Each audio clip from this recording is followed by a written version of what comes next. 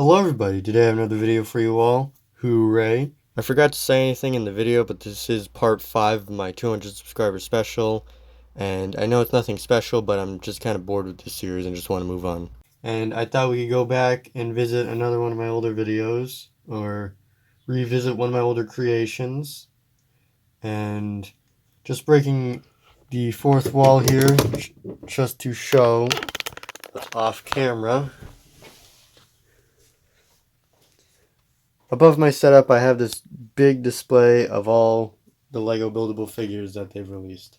All the way from the Creator Expert Spaceman to all the different Spider-Man figures. And I even included the Sandman right there. Basically every single character that LEGO's released. And so today I want to revisit my LEGO Iron Man right here in the front. Because the more and more I look at him, the more off he looks. And I built this model about a year ago almost, I think. Yeah, after collecting all of them and continuing to upgrade them all in different ways, I feel like I'm more skilled enough and can probably try and re-tackle this. Can't forget the little plaque too. But before we can start upgrading, we need to go to my other setup in this very cool transition. Alright, now that we're at my other setup, we can start working on the figure. So I have already upgraded this figure in the past, and this is not what it looks like out of the box, if you were wondering. This is what it looks like.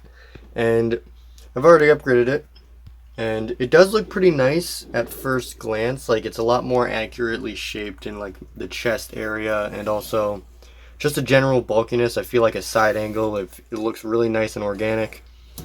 But there are a few things that bug me and that I wanted to fix. Some of the main things I want to tackle in trying to re-upgrade this is trying to fix the upper shoulders and arms, because I feel like they kind of stick too far out and are just way too gappy and just stick way too far out. I also want to work on the head a little bit, because it might not look too bad, but if you look at the side, it feels a little off, so I just want to fix that a little bit too. And also, I do want to keep the light brick, because that's pretty cool, but I've kind of made it practically impossible to get to if I ever want to take it out, so I do want to try and fix that and make it easier to get to. I also want to work on the lower legs a little bit, maybe work on giving them some more articulation, just making it feel a little more fluid. And finally, make a fancy display base to put him on, using the plaque that the set comes with. And yeah, I feel pretty confident that I could take what I've already worked with and make it even better. And yeah, let's just get into it. By the way, this is not a tutorial on how to build anything. This is just a documentary on how I built mine. Alright, so our first plan of action is taking the arms off. Alright, we got his arms off and we can start working on him now. Alright, so this is the arm build that I made for my Iron Man figure. One of the main things I did was extend this part of the arm, shrink the hand so it didn't feel too cartoony, and also I put the shoulder pad on the arm to allow the arm to be able to go up a little better without looking weird. Although the downside to this is that not only do the shoulder pads look kind of weird, and they've always bugged me ever since I did it, but also he can't put his arm all the way, he can't put his arm any higher than like this. And also from a lot of angles, this does feel really thin, this build in particular.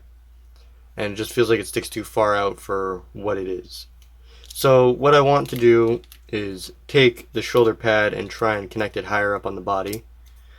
And also maybe trying to extend and bulk up the arm just a little bit more, get a little less of the kind of just random greebling and make it feel a lot more cohesive, and also just make it generally look a lot more like the Mark 43, because I feel like my model kind of lost a little bit of the Mark 43 aesthetic a little bit. Here's my new arm design, and I kept the other one the way it used to be, just so I could show a little comparison. And I didn't change too much. One of the main things I did was extend this part just so you have some better posability, and also I could bulk up the hand a little better. And I also removed the shoulder pad because it just got in the way. I'll add that to the body later. So when I was taking this apart to start working on it, I noticed that I used a normal sized ball joint instead of the Bionicle sized ball joints. And I don't know if this was either the set that did this or me who did it, but it just seems not the best. And so I'm going to try and fix this and turn it into a Bionicle sized ball and socket joint. And then also looking at the lower torso, I feel like it curves too inward and like it just curves too low to the center too soon. And looking at images of the Mark 43, it's like it's a very rectangular body that stays the same width almost the entire way down. Alright, so I just finished working on the body here, and as you can see, I've gotten it to look a lot more fluid looking and a lot neater. And I also have this Mark 43 figure here just as a reference. And yeah, here are the arms. I actually added the shoulder pads back onto the arms just a little better this time. And yeah, I bulked up the body a little bit because I realized that the way I originally had the figure is very skinny, but the Mark 43 here is actually kind of bulky. And now I'm just going to work on the legs. The main thing I just want to do is shave down this little corner right here, because right here, this little corner right here, kind of, when moving, it kind of gets in the way, which is not too hard of a fix, so I'll do that right here. So I've finished my Mark 43 build, and I've put them all together, and here's just the other guy, just for a bit of comparison there. Not all the way done. I just want to build a little stand for him, and then we should be good. Actually, hold on, I just want to change this little light gray piece on the end of this little arc reactor thing to white. And there we go, it's all nice and white, and it looks like it's actually glowing now. Alright, so I finished the base here, and the way we connected, I put some of these little pins on the pinholes on the bottom. You just connect them. It's a pretty simple connection. And also here we have the little plaque which goes in the front. And also you might notice this little spot right here. Well, that's for a minifigure. And I have my Hulkbuster right here with my 43 in it. And it just goes right there. And that's my display model done. And here we have the finished model. And I have to say, I'm much more proud of it now than I was before. Starting from the top, you can see I reworked the head to be a little taller and more round. And I also reworked the shoulders a bit to just sit better on the arms while also moving them up a little bit. And I also bulked up those shoulders to look nice. And I kept the ab part, I basically kept the exact same, but I did change the sides to be a little more accurate. And yeah, the waist piece is basically the exact same. I changed some pieces on the sides, but that's about it. The legs are also mostly unchanged. The only difference is like a couple piece part movements. And the lower legs are also still very similar. I changed the knee pads, but that was already an addition on my original one.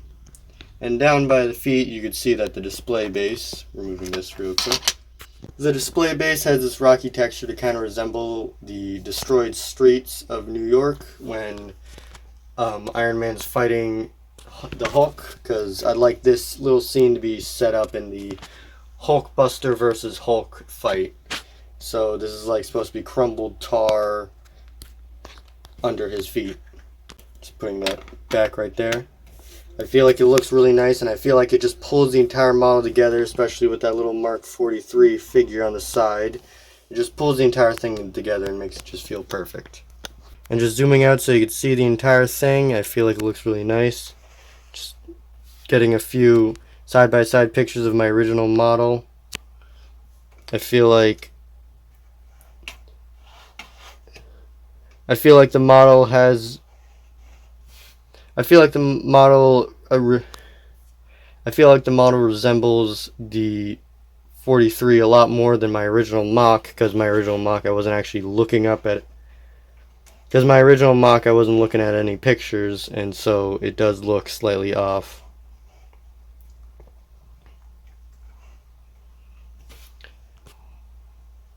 Yeah, I think that's a pretty nice model. So if you enjoyed today's video, please like and subscribe. And go check out my community channel because I post there occasionally as well. And yeah. Along with this guy, I might at some point try and pick up the Hulkbuster and try and give it a similar treatment to this.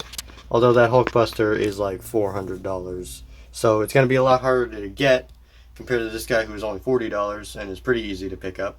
And I'm pretty sure he's still on store shelves. But yeah. Until next time, bye-bye.